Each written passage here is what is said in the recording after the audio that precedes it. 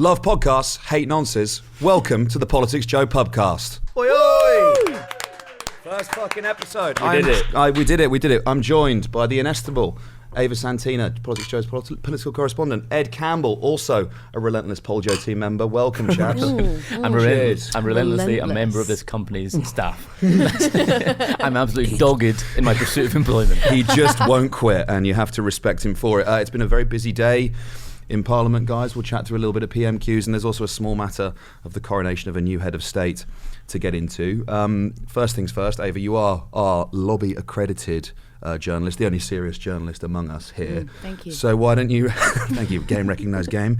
Why don't you explain or run us through a little bit of what happened in the House of Commons today? So, Labour leader Keir Starmer, he started off on housing, and he was talking about the deposit that young people would need to save in order to buy a house, and he lowballed it. He went for £9,000. He said savers would need to accrue £9,000, which is impossible unless they put away a set amount over 4 years, which was very difficult. Now, not to be really boring, but Let's start with this. Good podcast fodder. yeah, well, a cursory look at the figures across the UK's major cities. If you look at Birmingham, the average first-time buyer, they put down £38,000 as their deposit. Liverpool and Manchester around 28k, and in London, I'm gonna knock you senseless, it's around £115,000. So he lowballed it, and I reckon he could have done a real good punch on Rishi there with a little bit more looking into it. I don't know what the source of those figures is. I don't know where he's got them from. I thought you meant mine. No. I was like, I don't know. Fact-checking. Don't know how I let you get away with saying that even on this podcast. Fact-check you on this podcast. No, I don't know, because if you don't do Help to Buy, the least amount of deposit you can put down, absolute full stop, anywhere, is 10%. Since Liz Truss destroyed the mortgage market, basically no bank will give you 10%. You'll have to put down a 15% deposit. But let's just say you do 10. Show me a house worth 90 grand. But that's not in a major city where that have jobs that young people or graduates can immediately fall into. And look, we're not saying that everyone wants to live in a major city. That's not the argument. The point is you shouldn't curtail cities away from people who can't afford it. The point for me is that I think young people, there's like a key economic political choice that every young person in this country faces. You essentially have to choose between the job you want or owning a home. If you want to, I don't know, do you want to become a lawyer? Do you want to become a doctor? That's actually, you can probably do that in most places. But you basically, most sort of employment opportunities, particularly for young people in this country, are centred at the urban centres, right? That's where you go. You go to London, you go to Manchester, you go to Birmingham. And that's fine, dandy, you can get rented accommodation. However, your prospects of ever owning a home in those places, So much lower. so much lower. So that's on the one hand. Or alternatively, you stay in the place you grew up, maybe market town, village, wherever, where the housing is more affordable. You'll be able to get on the ladder, but the selection you have available to you in terms of gainful employment is really, really quite limited. Maybe there's, I don't know, maybe I'm thinking of my hometown, there's a call centre. So, maybe you can go and be a manager in the call centre.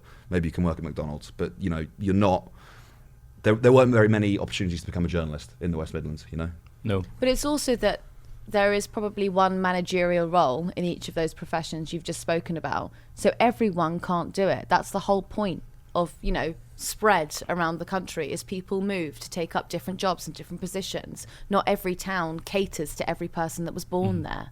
That's the point. And it's also the converse, in that people who live in the cities, or are born in the cities where housing is getting more and more expensive, you shouldn't have to move halfway across the country to be able to afford a home. Like the 90 grand house, is that only in deepest northern England? What if you're from central? What if you're born in zone 2 where all your family are there? So you're supposed to move somewhere where you know nobody, you have no social structure for the sake of owning a home. You wouldn't do it. I'm going to bore you, Edward, and tell you that's exactly what did happen to London, is that most places around Zone 2 is actually where people lived. Like my mum's family are all from Bermondsey, and they now all live in, quite far out. They live like Essex way, and that's because they were pushed out by gentrification to make way for people who could afford those houses in that area. And I guess we then get into a moral quandary, don't we, of is that fair? On the face of it, no, but capitalism prevails. Thank God. Too fucking right. There's there's two sides to the coin here, isn't there? Like, we're talking about how difficult it is to get a mortgage, how high interest rates are, and the resulting impact on what people will pay monthly. But rent prices are also spiralling in the country as well. And I would applaud Keir Starmer for talking about the issue of housing in Prime Minister's questions. It was notable for me in the Chancellor's budget, which is more than just over a month ago now, I think. Not a word about housing during that hour and a half long. Because it would embarrass them, because they've had to put up interest rates, and that affects everyone's mortgages. You know, they never talk about buy-to-let landlords whose mortgages have gone up, and that price hasn't fallen on the landlords. It's fallen on the renters. Who speaks for the landlords? Who speaks for the landlords in this country? Will. Yeah, that's my job on this podcast. You've got 10 buy-to-let properties. Yeah, I do. Well, it's 15 if you have a good year this year. You've got to be careful, because no one gets the jokes that we make. So. Yeah, that wasn't a joke. That was true. Always my landlord. Dead honest. So let's talk about rent as well, because, you know, rent. This is one of the things that annoys me, particularly about discussions around inflation in the countries. People will tell you, CPI, RPI, it's 10%, 12%, 13%. But when you dial into the sort of the sources of that inflation and where it's coming from, food price inflation is like it's insane. You know, loaves of bread, for example. You know, you're touching close to 30% at certain points over the last year. Talk about cheese, Ollie. That's where we've really felt it. I love cheddar, but rent as well. You know, rent prices are spiraling. I know friends who have struggled. Literally, they've lost flats because the landlord's gone, I want an extra 200 quid from you for the next year, and they've gone, well, obviously I can't afford to pay that. Then they get trapped in the absolute hellish process of trying to rent a property where they're asked to pay deposits on flats that they haven't seen. If they go and look at them and don't like them, that grand that they've given to the landlord to secure reviewing, they've lost that. You're literally there like refreshing on Rightmove and Zoopla, looking at homes and waiting for 9 a.m. It's like trying to get a Glastonbury ticket or something. Waiting until 9 a.m. for the estate agent to open so you can call them, and he's going, no, I've already got 50 viewings booked in.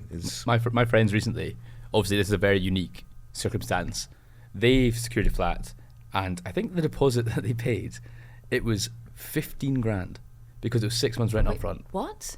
Is that not like... They paid rent up front, 15 grand? In fairness, not in fairness because it's ridiculous, but one of them is in the very unique position of he is like a very wealthy startup founder. Oh, right. So he had 15 grand.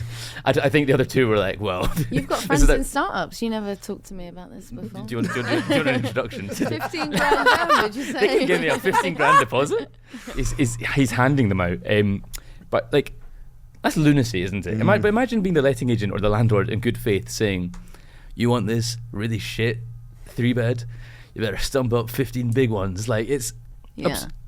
Who has 15 grand to just give? My landlord put it up to from 1,800 was my rent in Tottenham, and they were like the very nice letting agent was like, oh, the landlord's going to put the rent up. I was like, okay, must be probably about 10%. Came back with 2,400. Oh my gosh! Nearly blew my face off. I couldn't believe it. What that? I mean, 2,400. Yeah, for two people to rent a flat that in Tottenham, that is ridiculous. Yeah, that's absurd. Still, though, I'm glad. He's trying to talk about housing, even if it is from us. I'd really like to know why he thinks it's a nine grand deposit. Like, what's he buying? Well, I suppose if you look at, you know, areas of the country, if you look in like outer Oxfordshire, I just had a cursory look earlier when he was talking about this. You can buy nice 3-bedroom homes that are £85,000, but the problem is that if you don't work in farming, or you don't work in a restaurant that's in the area, or a pub, then you can't live there because you don't have any income. It's also transport. Basically, the UK needs a huge infrastructure rehaul. We need to rethink how we're doing transport. We need to rethink where we're putting hubs for business and different bases. And then we can talk about housing sprawl, and we can talk about people moving to areas that aren't major cities. But to try and solve it as, well, just move to Oxfordshire now, we can't. Mm-hmm. Sounds an awful like you're shilling for the 15-minute city lobby, Listen, Ava. That was actually a really good proposal that got really watered down. You know who was good with that? Blair got that. He had the Sure Start programme, and what he did was in areas where there were schools that were more deprived, he would put the food bank really local, mental health services very local, antenatal services like right nearby, so that mothers could go within 15 minutes to get to all of these services, and it meant that communities were stronger because of it. That's actually a big lie from the Illuminati. I'm afraid you've fallen for it, Ava. One mark against you. Yeah. You're being marked on your I love performance. like a fairly banal urban planning measure that's like, yeah, it should be okay for people to live in an area where basically all of the amenities that they require are within a 15-minute journey of where they live. Mm-hmm. And then the sort of like anti-vax Telegram lobby are like, no, they want to impose a social credit system that means that if you travel more than 15 minutes away from your home, you will be irreparably damaged, and you won't be able to leave the country ever again, or you have to pay a fine or something. And it's just See if you're in that mindset, life must be terrifying. As in every single measure which might help you, you're inherently suspicious of. That just must be like, if you genuinely, sincerely believe that, you must be like shitting yourself every time you leave the house about what the government's going to get you for. Yeah, but I can calm down because driving, hypothetically, my child an hour to school, I've got a lot of thinking time, so I can really calm down there. And then another hour to get to the doctor's surgery. Yeah. A lot of reflecting time. Stephen Flynn followed up Keir Starmer in Prime Minister's questions. Ava, what did Mr. Flynn ask the Prime Minister about? Flynn went on student loans, which was very interesting, actually. He was talking about, well, I suppose because it's been in the news the past week, Keir Starmer has reneged on a policy originally put out during the Corbyn era, which was to abolish tuition fees. A lot of the big narrative at the moment has been talking about this huge debt that is incumbent on the nation because we are now paying a graduate tax rather than graduates paying back the loans themselves. And those loans are accruing interest, variable interest, somewhere between 9 and 12% every year, which means most graduates they're accruing more interest than they're actually able to pay back. And that figure will be, the national debt will be £460 billion in unpaid loans by 2040. So that's what Stephen Flynn was addressing. I'm just looking at Keir Starmer's 10 pledges because, he says in that leadership contest, I've seen the clips like flying around on Twitter where he's basically like, he's not just saying, oh, I think we should abolish tuition fees. He's like, it is morally wrong that we have tuition fees. And has he reneged on all of the 10 pledges from the leadership contest?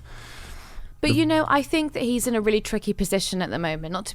I think that what he's essentially trying to do, he's trying to pit himself as the guy who will not leave the Treasury bankrupt. And I think perhaps announcing a policy which is we're going to eradicate student debt would frighten a lot of potential voters. And I understand that.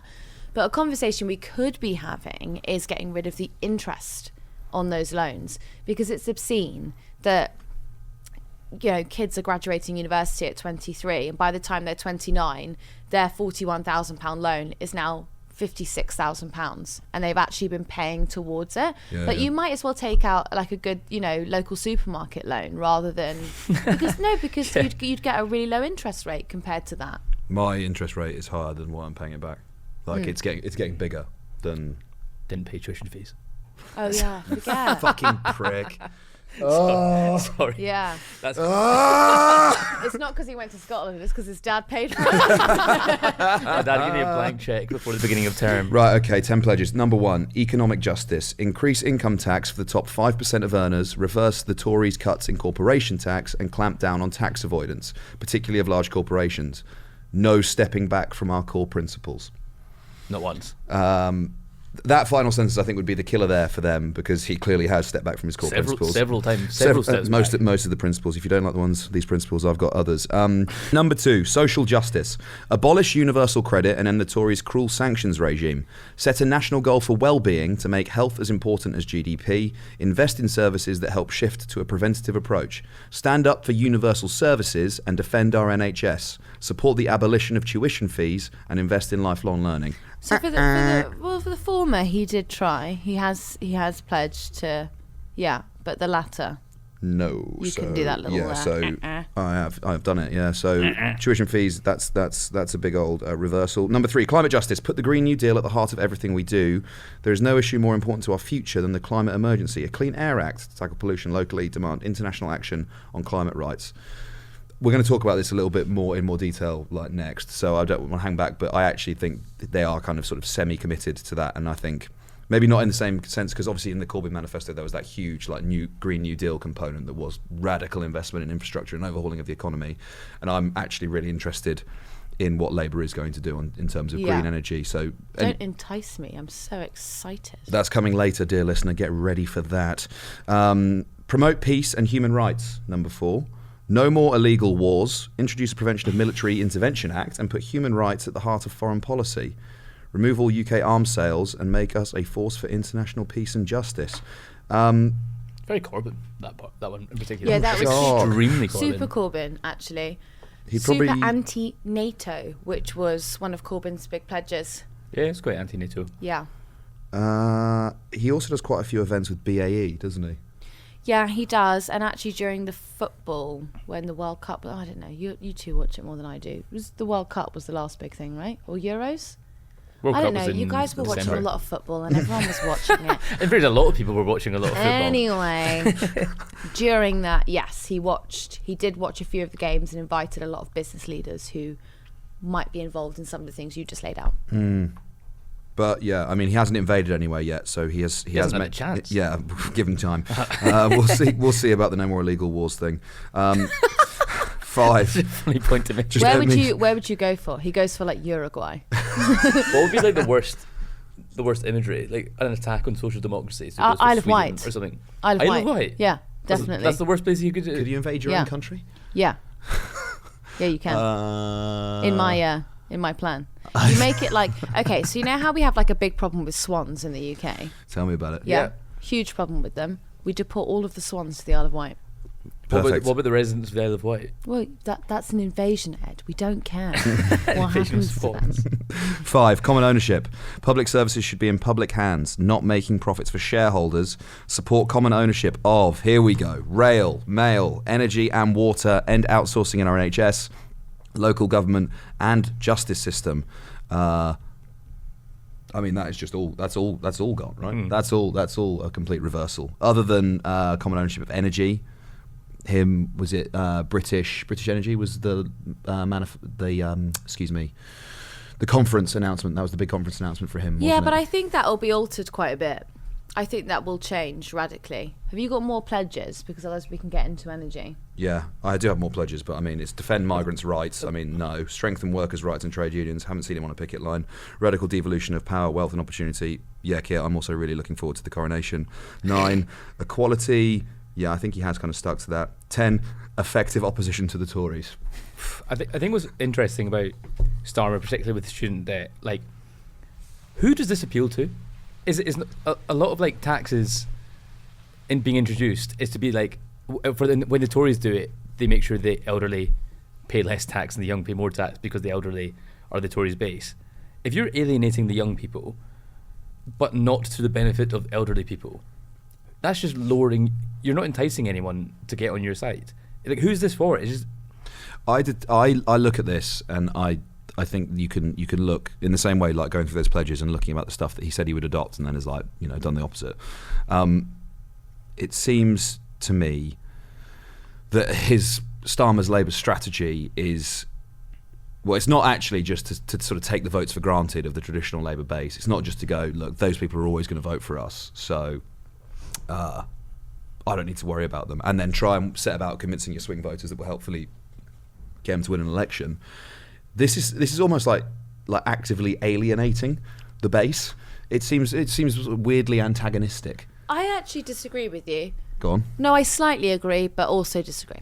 So I think that he's going after the swing voters rather than the base. And I think that possibly a few months before the general election is when he'll start appealing to the people who would traditionally vote Labour. So I wouldn't be surprised if a couple of months, maybe even 6 months before, you'd start seeing him unveil maybe a housing policy. I was thinking like, this is just off the top of my head, something like maybe 110% mortgage back guarantee. If you're a renter who's paid 7 months rent, you get a government-backed 110% mortgage, similar to what they did in the 80s. But energy is where they get exciting, and energy is kind of the only proposal on the table that I think appeals to the under 40s.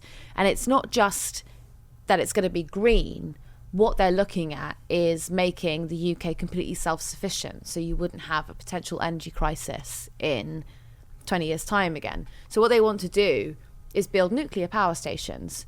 They take 10 years, and Nick Clegg famously 10 years ago denied the country any construction of a nuclear power station. Yeah. And where would we be if it hadn't been for Nick Clegg? Not just him, successive governments. People obviously do get like quite angsty about nuclear power, and we need it. But you're right, and also there's a really interesting sort of like the way I'm talking about Keir there, and how I'm frustrated by his sort of like reversal on the sort of economically radical and social justice parts of those pledges. There is tied up in that sort of green energy side of things, there is also quite powerful, almost like economically populist ideas around Shell, 32 billion, I think it is in pounds. Bang on, yes. They're one of the largest one of the largest profits in British corporate history, and the best performance in its 115-year history, while BP, more than doubled annual profits to $28 billion. There is a real, tax the bastards, and then don't give them the get out of jail free that Rishi's provided with that investment clause that basically allows them to write off all of that windfall tax. Hammer those guys who have been price gouging during this crisis. Make them pay what they owe, windfall them. I wouldn't have a problem with taking basically all of that. I don't think a war happening on European soil means that you get to have 30 billion quid. I just don't. I think it's unlucky. That's outrageous. I think we get to have it. It's extraordinary as well, isn't it? How you explain those profits, because I can't quite comprehend them. No, I can't get it around my head that that's what they're bringing in. Someone the other day was on a broadcaster talking about, but they're projected profits, and they don't know if their windfall won't be as big next year, so they need to bring it in now. I wanted to reach through the screen and strangle him. Yeah, I mean, look, I think you can be pretty certain that those guys are going to keep posting record profits. I'd also urge listeners to keep an eye out for supermarket postings, Tesco, Sainsbury's, etc., who have also, again, been price gouging in a way during this crisis. Oh, yeah, inflation's up. Well, we better jack our prices. What's inflation at? 10%? Oh, should we go for 25? Should we go for 30? Because we can kind of get away with it. Do you know who did that the best? Tell me.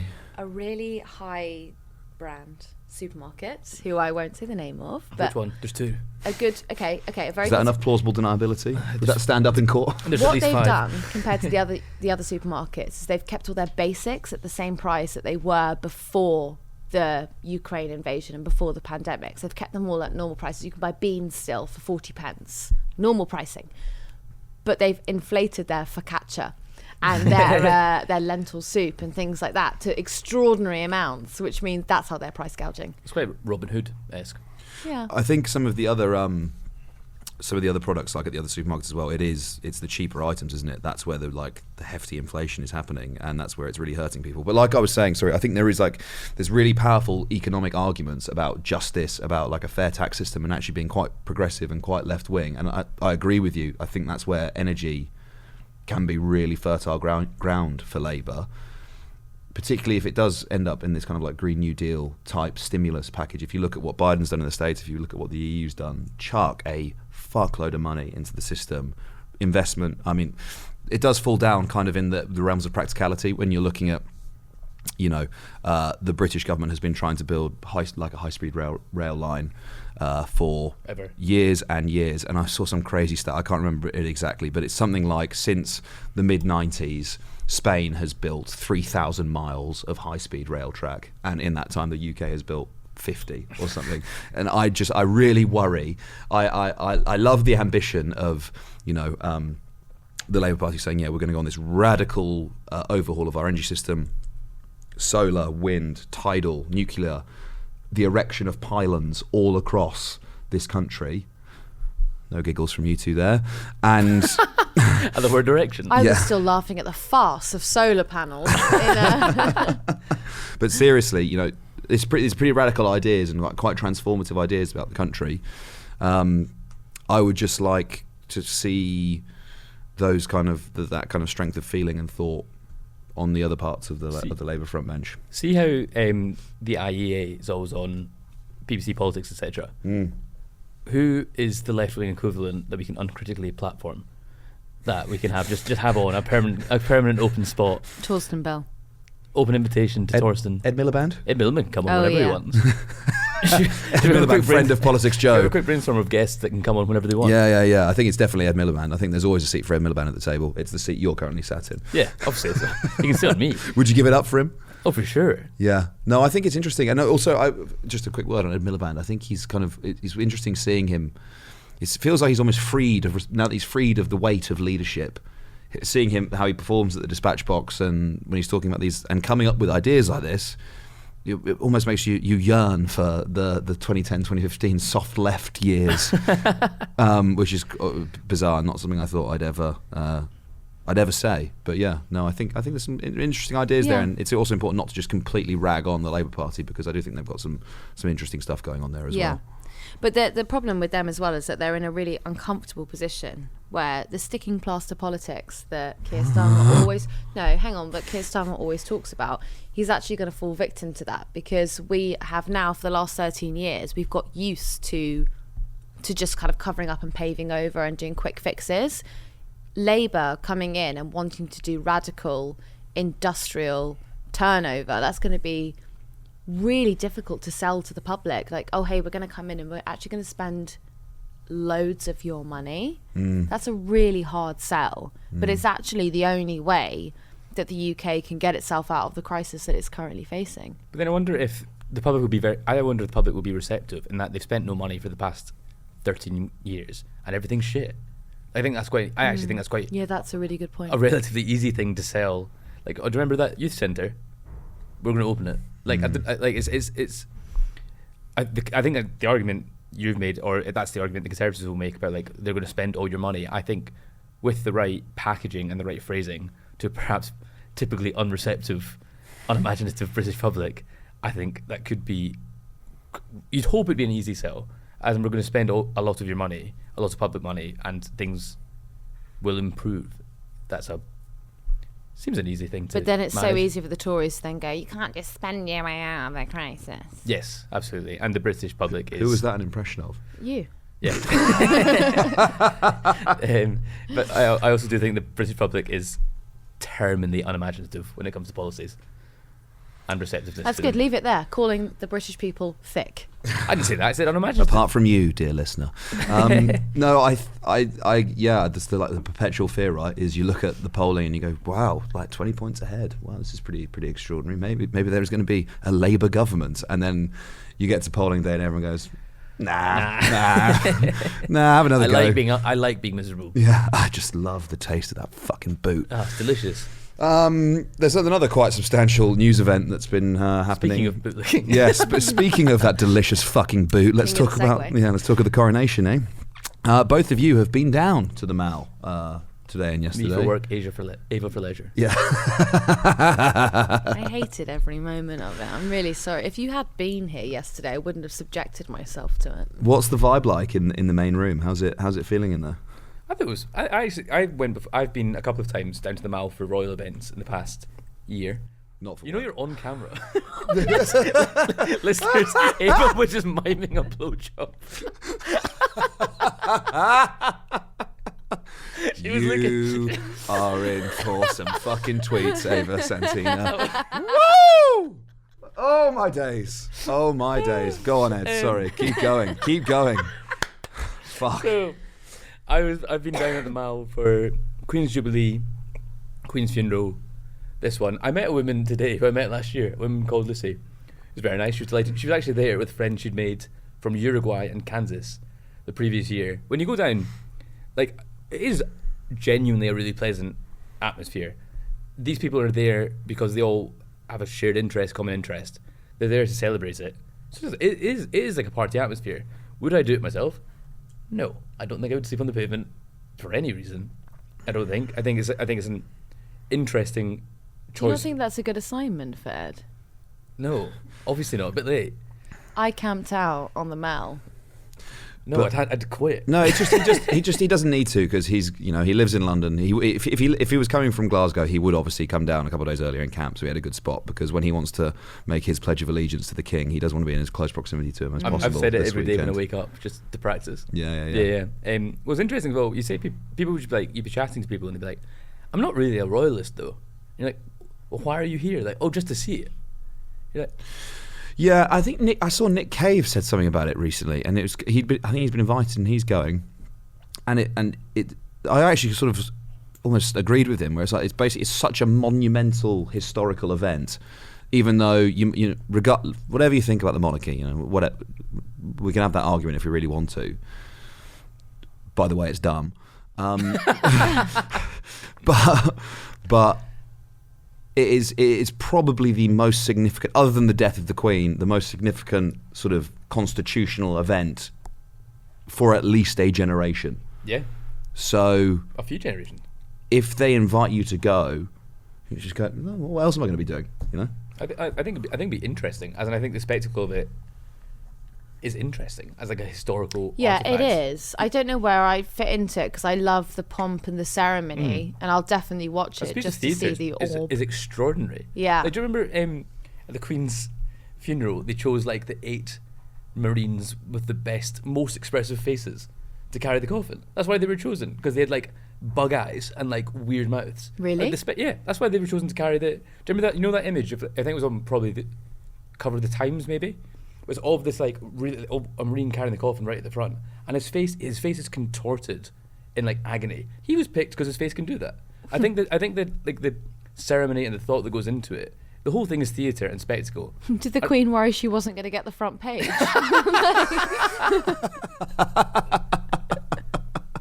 I don't know if she chose him specifically, but I think like it's so interesting the amount of thought, etc., that goes into it, and it's like, They practice at night. yeah, That's been going on like the last few nights. that's what. Yeah, I do. Oh no, you weren't here this morning. I was at Waterloo last night at 10:30, and there were loads of soldiers in the station, and I was like, "What the hell?" I phoned my dad, and I was like, "Oh There's my been a god, coup. There's been a what do you coup." think's happening?" It's a fucking coup. It's happening, Dad. Get to Buckingham Palace. Yeah, We're raising the flag. bring the Still boots. you. Yeah. No king but Jesus. No king but the Lord. Someone I spoke to as well said, I asked her about anti-monarchist sentiment, and she said, well, you don't need to join in, but don't ruin it for everyone else. And I kind of think, well, say you're a Republican, this event is kind of being inflicted on you. You can't opt in to it. I think it's an argument against Republic sentiment, but if there's a bank holiday, if there's a 3-day celebration for something you fundamentally don't believe in, I think it's tricky to not. But would they apply that to the picket line? Everyone's got so much to say about workers, going on strike or taking strike action. Well, do you know what? That's my day, okay? That's when I have a good time. Here at work. Do we think that the monarchy should be opt-in? Do we think there's a different model there? I'm a big believer, or my new package of ideas.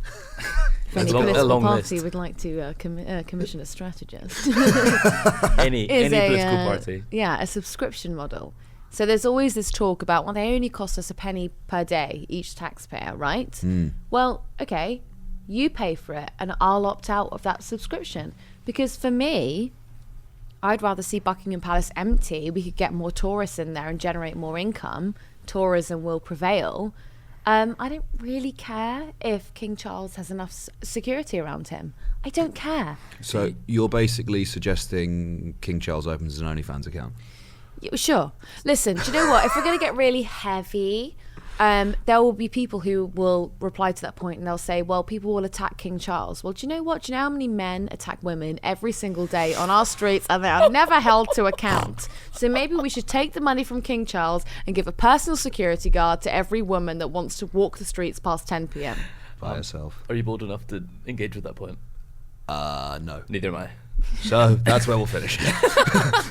Ava Santina, an absolute pleasure, never a chore. Thanks very much. Ollie. Cheers, Ed Campbell. Wish I could say the same about you, pal. Thanks very much, everyone. We'll catch you on the next one. Cheers.